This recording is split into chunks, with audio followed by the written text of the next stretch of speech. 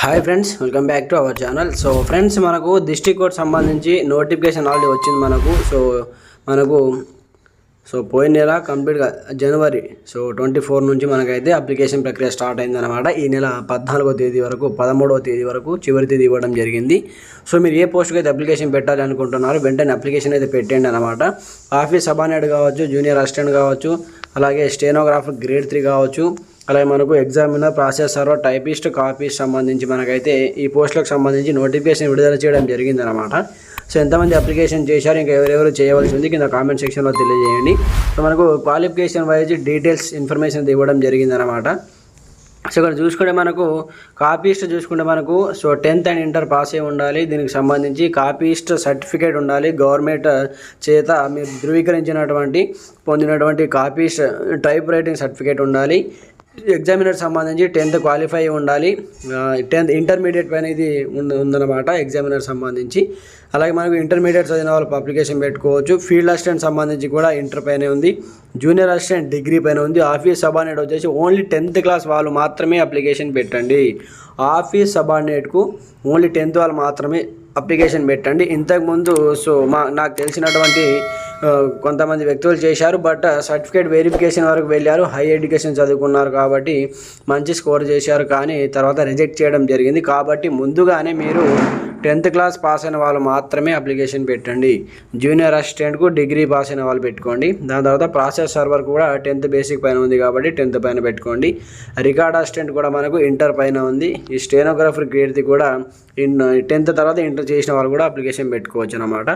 ఒకసారి మీరు కంప్లీట్గా మీరు ఏ డిస్టిక్లో ఎన్ని పోస్టులు ఉన్నాయి, మీ కేటగిరీ వైజ్గా ఎన్ని ఉన్నాయి, ఏ డిస్టిక్లో ఓపెన్ కేటగిరీలో మీకు ఎన్ని పోస్టులు ఉన్నాయి, ఈ విధంగా చూసి మీరు ఓపెన్ కేటగిరీలో వేరే జిల్లాలో ఎక్కువగా పోస్టులు ఉంటే ఆ జిల్లాలో కూడా మీరు అప్లికేషన్ పెట్టుకోవచ్చు అనమాట. మీ జిల్లాలో కూడా పెట్టుకోవచ్చు. మీ కేటగిరీకి సంబంధించి 1, 2 ఉన్నా సరే, ఓపెన్ కేటగిరీలో ఉన్నా సరే, అలాగే వేరే డిస్టిక్లో ఓపెన్ కేటగిరీలో ఉన్నటువంటి డిస్టిక్లో కూడా మీరు అప్లికేషన్ పెట్టుకోవచ్చు అనమాట. దీనికి సంబంధించి అప్లికేషన్ ప్రాసెస్ వీడియో కూడా నేను కింద ఆల్రెడీ వీడియో కూడా చేయడం జరిగిందనమాట. ఒకసారి వీడియోస్ చేయండి ఏ విధంగా అప్లికేషన్ చేయాలి దానికి సంబంధించి. ఇక్కడ మనకు OTPR one time profile registration అని ఉంటుందన్నమాట.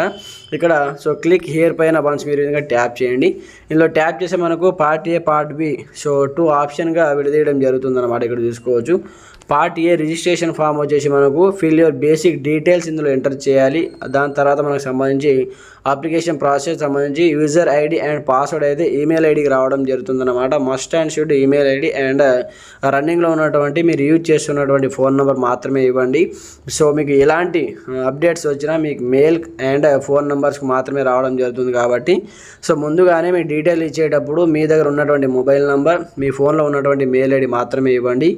దాని తర్వాత మనకు పార్ట్ బి వచ్చేసి ఇక్కడ application link, user ID, password scented your register email ID to login. Register అయిన తర్వాత మీరు ఇక్కడ లాగిన్ చేసుకోవాలన్నమాట. మీ యొక్క ఈమెయిల్ ఐడి తోటి అలాగే యూజర్ ఐడి, పాస్వర్డ్ ఎంటర్ చేసి లాగిన్ చేసుకున్న తర్వాత once you successfully login fill your details to complete the application. Login చేసిన తర్వాత మీకు సంబంధించిన డీటెయిల్స్ కంప్లీట్గా మీరు అప్లికేషన్లో కంప్లీట్గా ఎంటర్ చేయాలన్నమాట. దాని తర్వాత ఒకసారి ప్రీవ్యూ చూసుకోండి కరెక్ట్గా ఎంటర్ చేశారా లేదా అని దానికి సంబంధించి.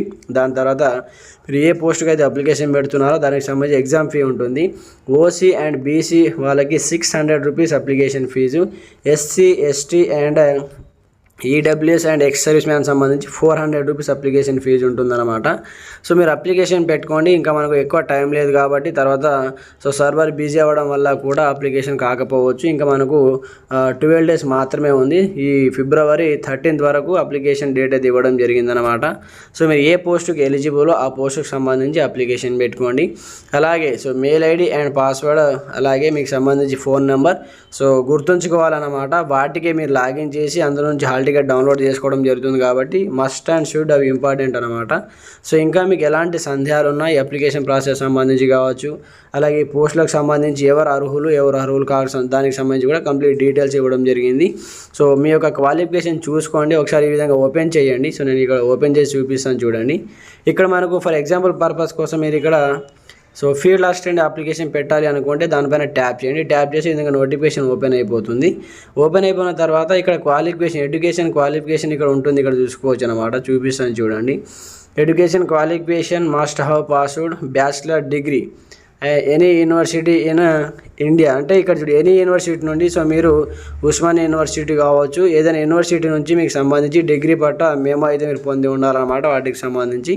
ఈ విధంగా క్వాలిఫికేషన్ డీటెయిల్స్ చూసుకోండి, దాని తర్వాత దానికి సంబంధించిన ప్రాసెస్ చూసుకోండి, దాని తర్వాత ఏజ్ లిమిట్ కావచ్చు. సో 50 years ఉన్న వాళ్ళు కూడా అప్లికేషన్ పెట్టుకోవచ్చు, ఏజ్లో రిలాక్సేషన్ ఇచ్చారు. అలాగే రిజర్వేషన్ కావచ్చు, అలాగే మెథడ్ ఆఫ్ రిక్రూట్మెంట్ ఏ విధంగా ఉంటుంది మీకు సంబంధించి బేసిక్ మినిమం ఎగ్జామినేషన్ సంబంధించి. సో మెరిట్ లిస్ట్ ప్రకారం మీకు అయితే సెలెక్ట్ చేయడం జరుగుతుందన్నమాట. మీకు ఎలా వస్తాయి మార్క్స్, అలాగే క్వశ్చన్ పేపర్ ఎలా ఉంటుంది. మొత్తం క్వశ్చన్ పేపర్ వచ్చేసి the computer based examination will be consist 100 question. మీకు 100 మార్కుల ఎగ్జామ్ ఉంటుంది. అందులో 60 questions of general knowledge and 40 questions of general English నుంచి ఇవ్వడం జరుగుతుందన్నమాట. మొత్తానికి 120 minutes ఉంటుంది, 100 క్వశ్చన్స్ ఉంటాయి. జనరల్ నాలెడ్జ్ నుంచి 60 క్వశ్చన్లు, ఇంగ్లీష్ నుంచి గ్రామర్ నుంచి మనకు 40 క్వశ్చన్స్ ఉంటాయి. ఇందులో మీరు 80 or 70 క్రాస్ చేసి 100% మెరిట్ లిస్ట్లో ఉంటారు. మంచి మార్క్స్ స్కోర్ చేసి మీరు మెరిట్ లిస్ట్లో ఉంటారు, జాబ్ అయితే 100% వస్తుంది. సో ఇంకా మీకు ఎలాంటి డౌట్స్ ఉన్నా కామెంట్ సెక్షన్లో తెలియజేయండి. ఎగ్జామినేషన్ ఫీజు ఇక్కడ ఓబీసీ బీసీ వాళ్ళకు 600 rupees, X service man SC ST వాళ్ళకు 400 రూపీస్ అయితే అప్లికేషన్ ఫీజు అయితే ఇవ్వడం జరిగింది. ఇంకా మీకు ఎలాంటి సందేహాలను కామెంట్ చేయండి, ప్రతి ఒక్కరు సపోర్ట్ చేయండి, ఛానల్ని సబ్స్క్రైబ్ చేసుకోండి. Thanks for watching this video. జై హింద్.